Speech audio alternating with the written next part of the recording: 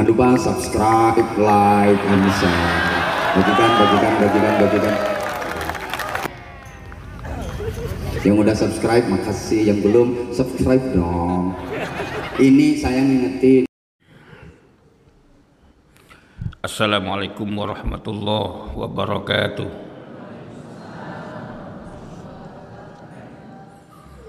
Bismillahi alhamdulillah.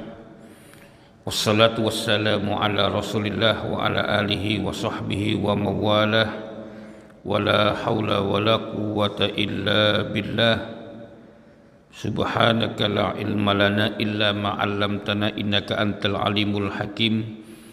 Rabbi shrah li sadri wa yassir li amri wahlul 'uqdatan min lisani yafqahu qawli, amma ba'du.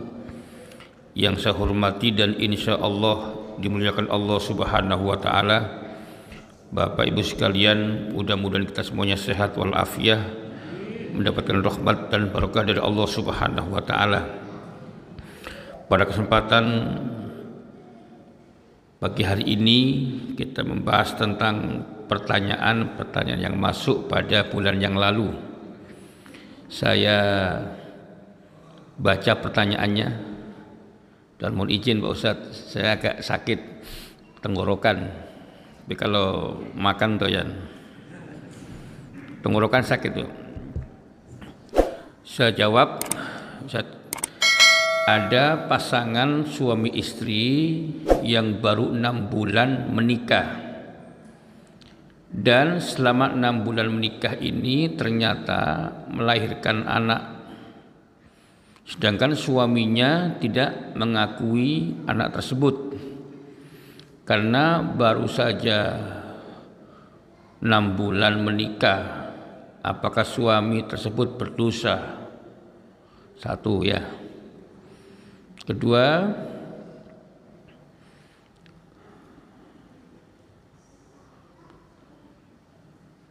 apa ini?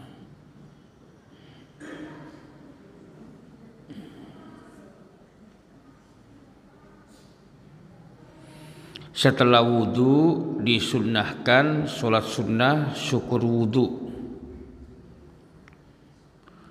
Saat masuk masjid disunnahkan sholat sunnah tahiyatul masjid. Bagaimana kedua sholat sunnah ini saat masuk masjid duluan?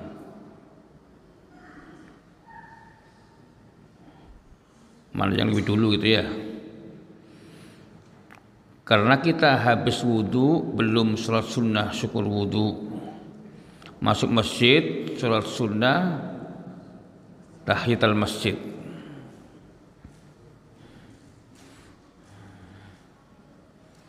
Pertanyaan berikutnya, bagaimana hukumnya kalau seorang janda minta dinikahkan kepada wali hakim atau dinikahkan dengan memakai wali seseorang karena bapaknya atau walinya tidak merestuinya menikah dengan laki-laki pacar anaknya yang janda itu? Bagaimana hukum pernikahannya, sah atau tidak?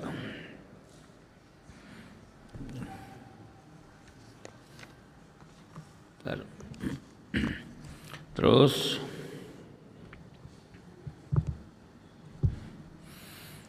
misalkan kita mempunyai anak angkat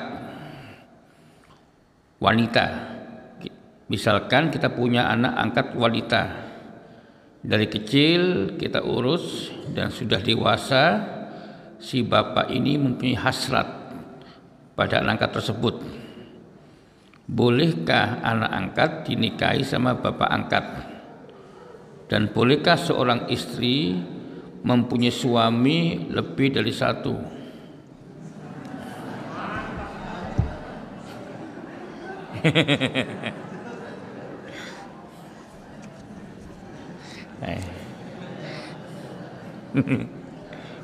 Ya.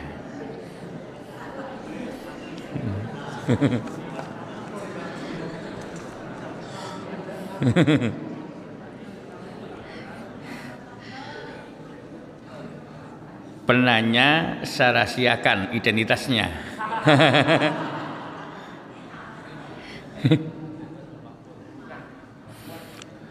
Saya jawab yang mudah dulu ya. Jadi dalil salat sunnah wudu itu terdapat dalam kitab Sahih Bukhari nomor hadis 1149, Sahih Muslim 6274, Ibnu Khuzaimah nomor hadis 1208, yang pasti sahih gitu ya. Maaf saya belum bisa semangat kayak biasanya. Ini masih cenut-cenut. Bunyi hadisnya, an Abi Hurairah radhiyallahu anna an-nabiyya sallallahu alaihi wasallam qala li Bilalin inda salatil fajr, ya Bilal hadithni bi arja' amlin amiltahu fil Islam fa inni sami'tu duffan alayka fil jannah. Nabi bertanya kepada sahabat Bilal ketika selesai sholat fajar, sholat subuh, wahai Bilal, beritahu aku amalan apa yang kamu kerjakan dalam Islam yang kamu harapkan sebagai amalan yang baik. Karena saya sungguh mendengar suara kedua terompahmu di surga gitu. Saya ulangi lagi, wahai Bilal, tunjukkan kepadaku amalan yang kamu kerjakan dalam Islam. Karena saya, kata Nabi, mendengar kedua suara terompahmu, sandalmu di surga. Qala ma amiltu amalan arja indi min anni alam atatahhar tahuran fi sa'atin min lailin aw naharin illa shallaitu bidzalika tuhur ma kutiba li. Kata Bilal, ya Rasul, saya tidak berbuat sesuatu yang paling aku harapkan dalam Islam kecuali setiap saya selesai wudu, saya sholat sunnah dengan wudu itu. Illa shallaitu bidzalika tuhur ma kutiba li. Nah, kemudian para ulama menyebutkan hadis ini sebagai sholat sunnah wudu. Habis wudu, karena kita nggak banyak kerjaan, barangkali pas libur sholat sunnah syukur wudu itu. Terus habis wudu masuk masjid, kemudian mana yang lebih dulu? Yang kita utamakan adalah tahiyatul masjid dulu. Tahiyatul masjid, baru niat sholat sunnah syukur wudu. Itu pertanyaan yang saya jawab yang pertama. Terus, bolehkah orang tua angkat, bapak angkat menikahi anak angkat? Boleh. Boleh. Makanya jangan gampang angkat anak. Ya kan. Boleh. Apalagi cantik lagi. Iya, gede-gede kok cantik begitu. Boleh. Terkecuali anak angkat ini pernah disusui oleh istri kita. Itu menjadi anak rodho'ah. Anak susuan. Bukan hanya haram dinikahi bapak angkat, tapi juga haram dinikahi oleh anak kita. Jadi seperti Nabi punya saudara rodho'ah perempuan dari Bani Sa'ad, anak atau putri dari Halimatus Sa'diyah. Nah, makanya pertanyaan ini kok sama dengan di Greenwich, sama itu, kok tumben sama begitu. Jadi anak angkat itu satu, tidak bisa dinasabkan kepada bapak angkat. Yang kedua, juga tidak bisa mendapatkan warisan. Ketiga, ketika anak angkat ini perempuan, bapak angkat tidak boleh menjadi wali nikah. Walinya ya harus bapak aslinya. Wali aslinya siapa? Ada juga kejadian, Bu, Pak, di Galaksi, di Taman Galaksi tepatnya. Ada seorang dokter mengadopsi anak usia 12 hari. Lahir dapat 12 hari, orang tuanya memberikan anak ini kepada dokter. Terus singkat cerita, dokter karena berpendidikan ya, ingin mengadopsinya itu resmi. Jadi ada surat menyurat dan seterusnya. Nah, anak ini ketika umur 24 tahun sudah kuliah S2, mengambil manajemen bisnis, hukum manajemen bisnis. Nah, ketika saya ceramah di Al-Azhar, rupanya beliau ikut pengajian. Saya menjelaskan waktu itu, awalnya menjelaskan status nikah hamil, nikah hamdan, nikah hamil duluan. Itu namanya nikah hamdan. Boleh enggak wanita hamil dinikahi oleh orang yang tidak menghamilinya? Itu. Kalau menikah dengan yang menghamilinya, para ulama sepakat kebolehannya. Fulan pacaran sama fulanah, terus fulanah ini hamil, maka lebih cepat, lebih baik dinikahkan supaya tidak terjadi perzinaan yang selanjutnya, menutupi perbuatan haram. Zina haram, nikah halal gitu loh. Sehingga setelah akad nikah itu hubungan badannya menjadi halal gitu. Dalilnya la yuharrimul haramul halala. Sesuatu yang haram tidak menyebabkan haramnya perbuatan halal. Saya ulang lagi. La yuharrimul haramul halala. Sesuatu yang haram, zina, tidak bisa mengharamkan perbuatan halal, yaitu nikah. Ibnu Majah nomor hadis 2015. Zina itu haram, nikah itu halal. Mau dia hamil atau tidak, menikah itu lebih cepat, lebih baik, supaya nggak berzina lagi gitu loh.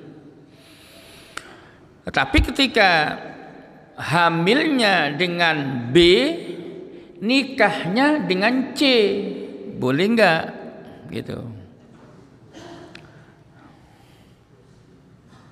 Udah kan ya, kemarin kan? Nggak usah dibahas lagi. Nah itu, cuma status anaknya, Baik, langsung saja. Jadi mengadopsi anak itu baik dalam rangka membantu ekonominya misalnya. Ya, saya punya anak angkat juga. Saya punya anak angkat satu perempuan. Saya ambil dari kecil, sekarang sudah berumur 17 tahun. Nah, ketika dia sudah balik, maka saya nggak boleh menyentuh, mencium, memeluk, nggak boleh, haram gitu. Karena dia pesantren, ngerti. Karena seumur dengan anak saya, jadi akhirnya anak saya ya seumur dengan dia, dengan saudara angkatnya ini. Nah, ceritanya ada pasangan suami istri, anaknya banyak, yang perlu dibantu secara ekonomi begitu. Ini ngambil satu, saya ngambil satu dalam rangka membantu. Nah, sekarang udah berumur 17 tahun. Maka kalau saya nengok ke Karawang, anak saya cium, ya dia enggak. Yang enggak boleh iri hati. Gitu. Kenapa? Tapi dia sudah mengerti hukum. Dia penting ngerti hukum itu. Meskipun kayak tadi Pak Dokter tadi itu. Jadi Pak Dokter ini ternyata dari kecil dicium sampai umur 25 tahun. Karena tidak ngerti, Bu. Tidak ngerti. Kenapa tidak ngerti? Nggak mau ngaji. Nggak ngaji tentang ilmu hukum keluarga, hukum Islam terkait itu. Beliau ngajinya hanya ilmu kedokteran saja. Ya, nah, ini penting. Terus waktu mau menikah, mau diwalikan Pak Dokter. Saya larang, jangan Pak. Akhirnya sekarang mengerti. Dicari bapaknya, ketemulah di Surabaya. Singkat cerita 2 hari mencari. Memang karena adopsinya jelas, alamatnya ada. Nah pokoknya jelas lah. Sehingga ketemu. Meskipun anaknya sulit memanggil ayah ibu kepada yang asli gitu. Baik. Terus maaf, saya baca lagi ya.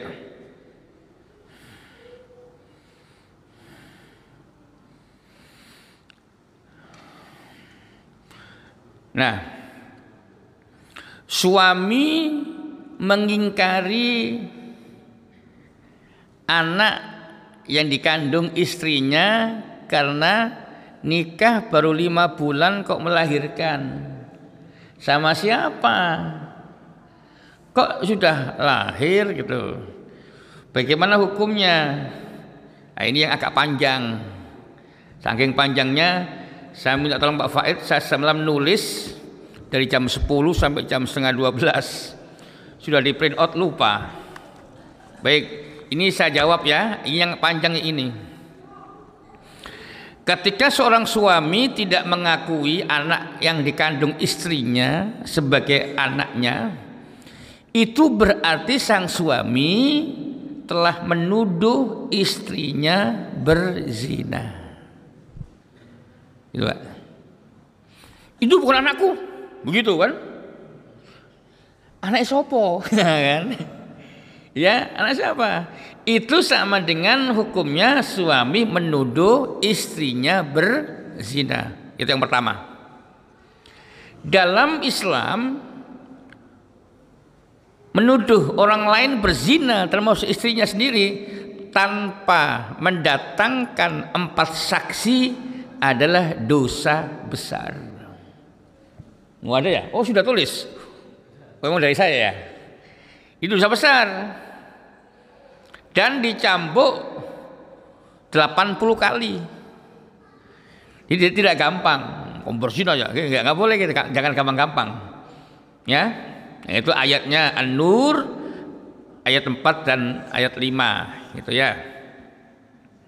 Kemudian Allah memberikan aturan khusus untuk suami yang menuduh istrinya berzina dengan proses mula'anah. Mula'anah itu saling melaknat. Saling melaknat. Bersumpah saling melaknat. Sang suami bisa lepas dari hukuman cambuk dengan cara li'an gitu. Jadi kalau suami itu memang begitu, ini bukan anakku, maka mula'ana mengadakan li'an. Nah ini ayat 6 dan 7. Jadi suami yang tidak mengakui anaknya yang dikandung oleh istrinya itu, suami tidak mengakui anak dari bayi yang dikandung istrinya itu termasuk qadzaf. Qadzaf itu menuduh berzina. Nah, qadzaf itu dosa besar dan dicambuk 80 kali. Tapi ketika suami mau li'an bersumpah dengan melaknat istrinya, maka hukuman cambuk itu akan hilang. Itu caranya. Sebaiknya istri pun begitu, bisa lepas dari hukuman rajam jika dia mau li'an juga. Li'an dilawan dengan li'an, namanya mula'ana. Itu ayatnya. Hadis An-Nur 8 dan 9 dan hadis Nabi Sahih Bukhari 4747. Ya. Demi Allah, anak itu bukan anakku, gitu kan? Aku melaknat istriku. Nah, itu li'an namanya. Nah, ini pernah terjadi di masa Rasulullah, pernah terjadi. Seperti sahabat Uwaimir menuduh istrinya selingkuh dan tidak mengakui kalau anak yang ada di kandungannya itu anaknya. Lantas beliau menyuruh keduanya untuk li'an, saling melaknat. Sebagaimana tercantum dalam firman Allah surah An-Nur ayat 6 sampai 10 tadi itu. Nah, dalam hadis Nabi, fakanat hamilan fakana banuha yud'a ila ummihi thumma jaratis sunnah annau yarithuha wa yarithu minhu ma faradallahu laha. Wanita hamil dan anak dinisbatkan kepada ibunya, dinasabkan kepada ibunya, tidak dibinkan kepada ibunya, tidak kepada bapaknya. Hingga berlaku aturan bahwa anak itu bisa mendapatkan warisan dari ibunya, ibunya bisa mendapat warisan dari anaknya. Jadi anak yang dinasabkan kepada ibu itu tidak bisa mendapatkan warisan dari bapak, atau sebaliknya bapak pun tidak bisa mendapatkan warisan dari anaknya gitu. Nah, terus bagaimana langkah hukumnya? Begini, kalau seorang istri kemudian dia dituduh oleh suaminya di samping li'an, itu ada hal-hal yang perlu dijelaskan kepada istri agar mengerti langkah-langkahnya, agar langkahnya tidak salah begitu. Agar langkahnya tidak salah. Kenapa? Ketika langkahnya salah, mendapatkan hasil yang salah. Misalnya, ketika seorang istri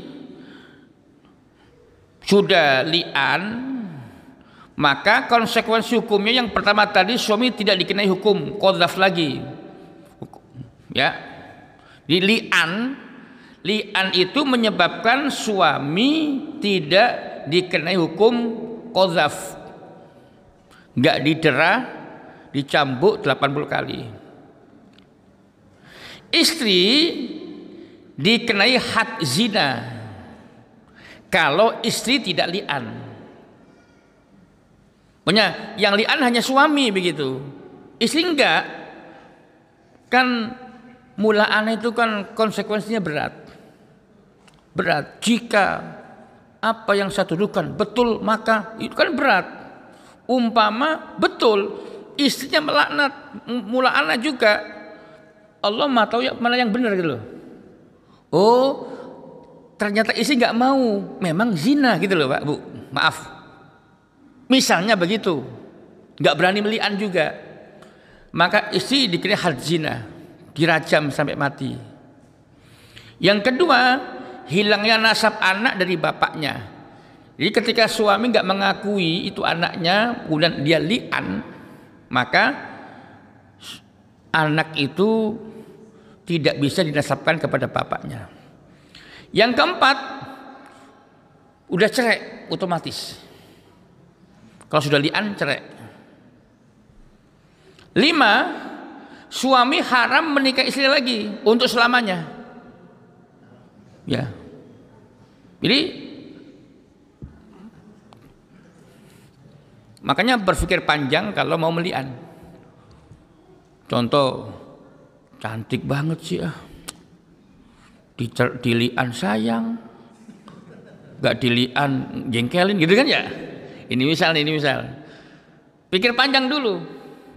Karena sekali lian, istri kita itu terceraikan dan untuk selamanya, gitu. Ya, untuk selamanya, bukan untuk sementara. Kalau menjatuhkan talak satu, masih ada kesempatan yang kedua, nikah lagi. Jatuh talak yang kedua, masih ada kesempatan lagi gitu. Jatuh yang ketiga, masih ada kesempatan. Dengan catatan istri menikah dengan orang lain dulu gitu. Gitu. Pak Taufik, tolong nikahkan istriku dulu ya. Oh iya, tapi saya senang selamanya itu lah. Nah itu. Jadi hati-hati. Saya ulangi lagi. Konsekuensi dari li'an, sumpah li'an itu satu, suami tidak dikenai hukum qadzaf. Tidak diderah 80 kali. Karena dia berani. Karena kalau suami juga tuduhannya nggak benar, suami pun dosa besar, nggak gampang, gitu loh Pak. Makanya sebelum melian sebaiknya apa? Tes DNA. Hari ini gampang, tes DNA paling gampang. Ya siapa tahu memang itu jalannya sendiri loh kan, itu Pak. Makanya untuk yang ini harus super hati-hati, super hati-hati. Yang kedua, istri dikenai had zina. Pak Taufik, Islam Indonesia belum menerapkan itu, nanti di akhirat. Tapi kalau istri termasuk li'an juga, mula'ana juga, maka istri pun sama suami bebas. Hanya nanti hukum Allah yang berjalan. Siapa yang benar gitu? Suami yang benar atau istri yang benar gitu. Makanya kejujuran. Kejujuran. Makanya dalam rumah tangga itu jujur itu sangat mahal harganya, sangat mahal. Tapi kalau begini, istri saya nggak cantik, misal, Mas cantik nggak aku? Oh cantik. Dalam batinku, cantikan Yuni Sarah. Ya. Ini misal, nah, itu boleh itu yang begitu, nggak jujur. Cantik lama kamu, gitu. Padahal dalam batinnya masih cantikan cewekku yang dulu. Nah, yang ini boleh dalam rangka menyenangkan istri. Tapi kalau bohong masalah tadi nggak bisa, berat, karena aja tuduhan zina, menuduh zina itu dosa besar. Makanya jangan gampang-gampang menuduh tanpa bukti. Itu. Baik. Yang ketiga, hilangnya nasab anak dari bapaknya yang melian ibunya itu. Otomatis anak itu nanti ketika lahir tidak bisa dinasabkan kepada bapaknya, sehingga bapak pun tidak wajib memberikan nafkah. Gitu. Keempat, otomatis cerai jika sudah terjadi li'an dari suami. 5, suami haram menikah lagi dengan istrinya untuk mantan istrinya selama-lamanya. Nah itu.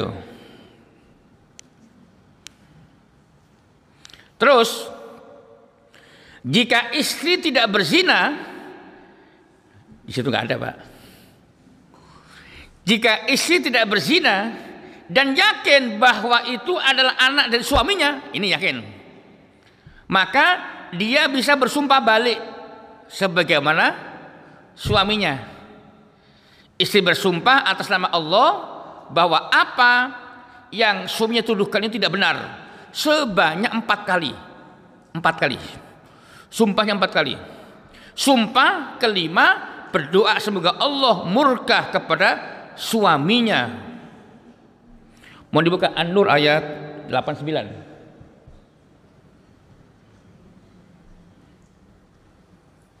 An-Nur 89.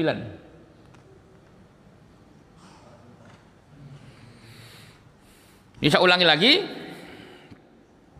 Jika istri tidak berzina, yakin bahwa istrinya nggak zina, maka dia bisa bersumpah balik.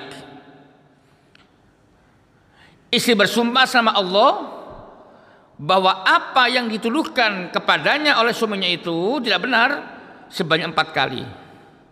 Dan sumpah kelima berdoa semoga Allah murka kepadanya.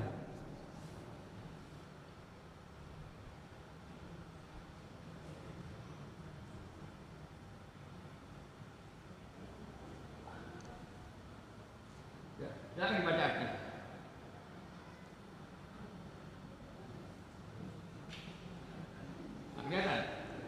Dan istri itu terhindar dari hukuman apabila dia bersumpah 4 kali atas nama Allah. Ya, bersumpahnya 4 kali atas nama Allah. Terus yang kelima,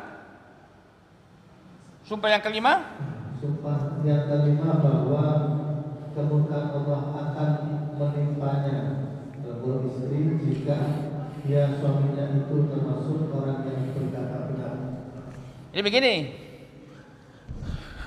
Sumpah pertama, demi Allah saya Siti binti Abdullah bahwa saya betul-betul tidak berzina dengan siapapun.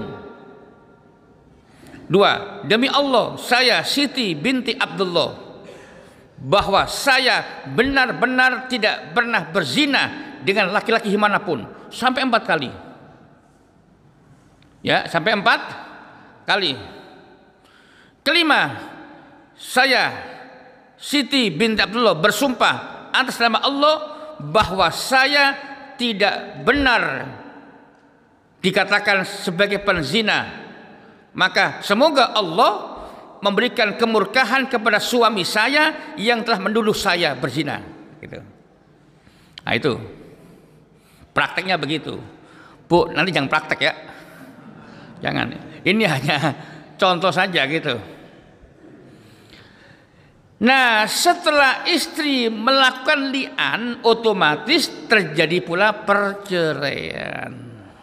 Itu sama. Nasab anak ngikuti ibunya, dan istri tidak dikenai hukuman zina. Itu. Pengingkaran nasab baru bisa dilanjutkan ke tahap sumpah li'an jika suami langsung menyangkal saat mendengar berita kelahiran anak.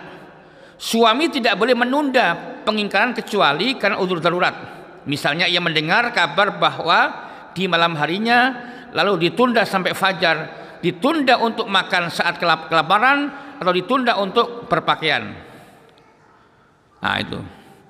Dalam Undang-Undang Perkawinan nomor 1 tahun 74, anak yang lahir dari pernikahan di bawah tangan, termasuk anak yang lahir di luar perkawinan. Anak ini punya hubungan perdata dengan ibunya dan keluarga ibunya. Makanya ini, maaf, jangan sampai kita itu menikahkan anak secara sirri, khawatir dalam hukum perdata. Kita itu termasuk undang-undang perkawinan seperti itu. Jangan mau anak kita dinikah sirri. Kasus kemarin, bukan kasus sih, kejadian. Ada jamaah saya dari Pondok Pekayon Indah. Ini baik, saya ceritakan karena baik juga. Jadi anaknya ini ingin menikah sebelum berangkat kuliah S2 di Australia. Punya pacar, maka menikah. Kata ayahnya, Pak Taufik, bagaimana ya? Karena calon anak saya ini akan mendapatkan beasiswa dari Australia karena mamanya berkebangsaan Australia. Kalau nikah resmi di Indonesia nanti menyebabkan tidak bisa mendapatkan beasiswa itu gitu. Karena kan kalau sudah punya suami itu otomatis kakak dan sebagainya kan udah nggak ada di ibunya kan. Singkat cerita, saya bilang begini, Pak, kita harus mengutamakan yang paling penting di antara yang penting. Mana yang paling penting? Menikahkan anak tersebut. Jangan sampai berbuat zina. Yang kedua, nikahkan saja secara resmi. Urusan beasiswa gampang lah. Masa nggak bisa sih gitu. Singkat cerita, jalan tengah saya cari. Teman kepala KUA saya bilang, Pak Kepala ini begini bla bla bla bla. Ya akhirnya dinikahkan resmi dengan KUA, walinya ya wali yang ada, wali bener. Yang tadinya hanya siri gitu loh, siri dulu lah yang penting halal gitu kan. Terus kata KUA, ya udah gampang. Untuk sementara surat nikah tidak kami terbitkan dulu. Yang penting kalian sudah akad nikah sah dan akan kami catat setelah beasiswanya turun. Nah, tidak masalah gitu kan? Enak. Jadi dua-duanya dapat istri, dapat suami, dapat beasiswa gitu. Itu enaknya musyawarah. Gitu. Nah, ini penting kita ketahui bersama karena ini terjadi dalam keseharian. Bahkan sampai begini, maaf, kalau ini saya nggak boleh menyebut nama dan asal muasal. Sampai ada di sebuah komplek, saya begini, sebetulnya anak perempuannya itu lahir akibat zina dengan istrinya dulu, perempuan. Saat ini sudah punya anaknya itu punya anak satu. Bapaknya sudah dikasih tahu oleh tetangganya, Pak, bapak enggak berhak jadi wali nikah karena anak ini hamdan dulu, Bapak. Apa kata si bapak? Ini saya tanggung sendiri, dosa saya tanggung sendiri, begitu. Masuk neraka saya sendiri, begitu. Waduh, berani banget ini orang. Tapi yang penting tetangga yang tahu sudah menyampaikan. Kalau tidak, ibu tahu, bapak tahu bahwa anak ini dulu lahir akibat nikah hamil duluan. Perempuan, ibu, bapak mengikuti perkembangan anak sampai menikah. Ternyata yang akad nikah itu walinya wali bapaknya. Harus ada yang menyangkal. Ilah namanya nahi mungkar, mencegah kemungkaran. Ya, nyari cara. Siapa orang yang didengar oleh beliau, dia tak menyampaikan gitu. Orang tuanya mungkin, nanti tengkar Pak Taufik sama juga wataknya begitu. Nah, pokoknya ada usaha, jangan sampai akad nikahnya itu salah. Sampai hari ini masih begitu, nggak mau berubah. Nah, tetangga yang tahu sudah menyampaikan semuanya gitu. Nah, ini kalau sudah begitu maka lepas tanggung jawab. Baik, penutup. Pertanyaan berikutnya yang agak panjang, insya Allah pada bulan berikutnya ya. Sekarang terkait nisfu Sya'ban. Nisfu Sya'ban. Karena ada yang minta juga nisfu Sya'ban begitu. Saya jawab. Jadi dalil terkait adanya nisfu Sya'ban itu hadisnya berderajat hasan li ghairihi. Apa? Hasan li ghairihi. Apa itu Pak Taufik? Hadis yang awalnya dia itu dhaif, tapi dhaifnya itu tidak dhaif parah. Apa yang menyebabkan dhaifnya parah? Satu, perawi hadis itu dikenal sebagai pendusta. Ini dhaifnya parah. Mendekati palsu, bahkan bisa palsu hadisnya. Maka ketika perawinya tidak bermasalah, Maka hadis itu ternyata dari sisi misalnya ada sesuatu yang menyebabkan kedhaifannya itu, namun ada hadis-hadis lain yang senada sama-sama dhaifnya, maka saling menguatkan sehingga hadis itu menjadi hasan, baik li ghairihi, disebabkan karena dukungan faktor eksternal. Contoh begini, ada 4 anak nyampein berita, anak yang pertama ini kadang benar kadang enggak gitu loh, kadang lempeng kadang miring, tapi ternyata 4-empatnya sama beritanya. Nah, ini menjadi penguat gitu. Apa bunyi hadisnya? Saya sebutkan. Tapi juga ada ulama hadis yang milihnya sahih li ghairihi. Ini yang lebih mengenakan lagi, yaitu hadis yang berbunyi an Mu'ad bin Jabal radhiyallahu anhu anin Nabi sallallahu alaihi wasallam qala yatlu Allah lailatan nisfi min Sya'ban fayaghfiru li jami'il khalqihi illa al musyrik au masyahin au musyahinin. Artinya sungguh Allah Subhanahu wa taala pada malam nisfu Sya'ban melihat semua makhluknya. Untuk apa? Kemudian Allah mengampuni dosa-dosa mereka. Allah melihat makhluk semuanya dalam rangka memberikan fayaghfiru li jami'i khalqihi, mengampuni dosa semua makhluknya kecuali musyrik, illa li musyrikin, kecuali orang yang bermusyrik. Bulan Sya'ban ke dukun, misalnya nih, bulan Sya'ban ke Gunung Kawi, au musyahinin, atau orang yang memusuhi orang lain, yang dimusuhi gak ada masalah, yang penting yang dimusuhi itu gak musuhi. Jadi orang yang musuhi itu yang tidak mendapatkan ampunan dari Allah Subhanahu wa taala. Maka hadis ini para ulama sepakat boleh dijadikan landasan hukum untuk mengadakan atau menghidupkan malam nisfu Sya'ban. Dengan apa?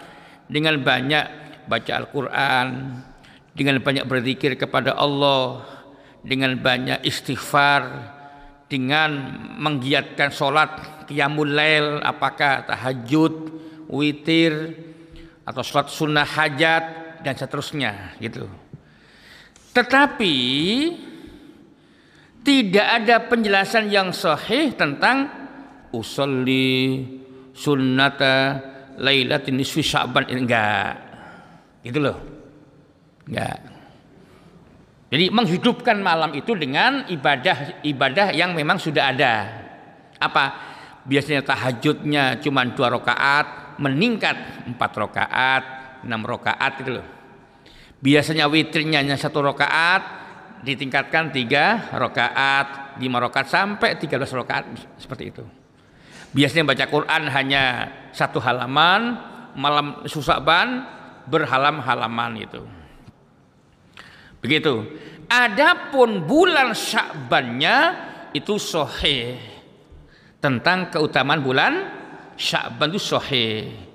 Dalam Al-Qur'an termasuk arba'atu hurum, 4 bulan yang dimuliakan itu ya. Nah, itu terkait tambahan bulan Sya'ban. Adapun ibu-ibu bapak sekalian mengisi dengan apa? Silahkan diisi dengan amaliyah yang memang sudah disunnahkan. Yang nggak biasa tahajudlah malam itu. Yang nggak biasa witirlah malam itu, gitu. Baik, barangkali itu ini semakin terasa sakit, ya. Mohon maaf saya nggak terima pertanyaan ini jawaban atas pertanyaan-pertanyaan ya. Adapun pertanyaan yang terakhir, yaitu bagaimana janda, nanti janda. Karena ini banyak perbandingan mazhab. Saya nggak jawab satu mazhab supaya nggak jadi fitnah, gitu. Agak panjang ini.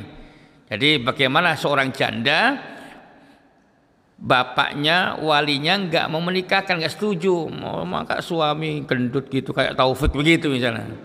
Apa suami botak kayak Taufik ini jangan lah. Saya mungkin suami yang ganteng kayak ini misal. Sekali lagi kamu Taufik, calonmu enggak saya restui, gitu ya. Dia cinta sama saya gitu loh. Nah, boleh enggak wanita ini, janda ini menikahkan dirinya? Boleh, ayo kita praktek. Ayo sini. Biar tahu prakteknya. Begini Pak, ini cara praktek menikahkan diri sendiri. Misal nih saya Fatimah. Janganlah ya. Saya Vera, ada Vera. Ya, Vera ini Vera. Nah, terus, tapi kalau dengan ini belum kalau menikahkan diri nggak begini kayak karena kan belum sah. Hanya ada saksinya, harus saksi. Nah, berhadapan begini. Berhadapan ini saksi. Nah, bismillahirrahmanirrahim. Bla bla bla bla bla. Aku nikahkan diri saya. Gitu ya, diri saya. Vera binti Abdullah kepada engkau langsung dari depan engkau, kepada engkau dengan mas kawin bla bla engkau bayar tunai. Nah gitu, saya terima nikah dan kawinnya dirimu dengan mas kawin bla bla dibayar tunai gitu. Jangan praktek, jangan.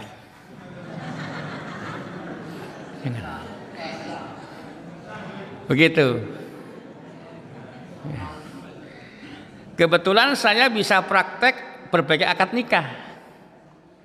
Kawin kontrak saya bisa. Nah, mau pengen kontrak. Nih, saya penghulunya nih. Saya nikahkan dan kawinkan Vera binti Abdullah yang walinya telah berwakil kepadaku dengan mas kawin bla bla dalam tempo perkawinan 3 bulan. Ya itu Pak. Itu namanya kawin kontrak. Haram. Oh, dikira halal. Enggak. Haram itu, haram Bu. Ya, aku nikahkan dan kawinkan engkau kepada aku kawinkan dan nikahkan Vera binti Abdullah yang walinya telah berwakil kepadaku ya dalam tempo perkawinan 6 bulan dengan mas kawin bla bla bla dibayar tunai. Itu haram. Yang mana? Nah, itu halal itu. Versi mazhab Hanafi, mazhab Syafi'i haram. Makanya ini saya jawabkan nanti Bu ya. Saya jawab nanti. Karena itu fikih perbandingan mazhab agak panjang. Tolong diingatkan khusus pertemuan berikutnya pernikahan janda. Ya, nikah janda ya. Baik, barangkali itu mohon maaf saya nggak bisa lama. Ini suara sudah cenut-cenut. Mudah-mudahan sehat walafiat insyaallah. Bismillahirrahmanirrahim. Alhamdulillahirabbil alamin. Wassalatu wassalamu ala Muhammadin wa ala alihi wa sahbihi ajma'in. Allahumma ighfir lil muslimin wal muslimat wal mu'minin wal mu'minat al ahya'i minhum wal amwat. Ya mujibad da'wat wa ya qadhiyal hajat. Allahumma ighfir lana dhunubana wa li walidayna warhamhuma kama rabbayana shighara. Allahumma anfa'na bima 'allamtana wa 'allimna ma yanfa'una wa zidna ilma. Allahumma khtim lana bi husnil khatimah ya Allah biha ya Allah bi husnil khatimah. Rabbana atina fid dunya hasanah wa fil akhirati hasanah wa qina adzabannar. Subhana rabbika rabbil izzati amma yasifun wa salamun alal mursalin walhamdulillahi rabbil alamin. Nahlatin bil hamdalah. alhamdulillahirabbil alamin, subhanakallahumma wa bihamdika asyhadu an la ilaha illa anta astaghfiruka wa atubu ilaik. Assalamualaikum warahmatullahi wabarakatuh. Waalaikumsalam warahmatullahi wabarakatuh. Sebelum bertanya,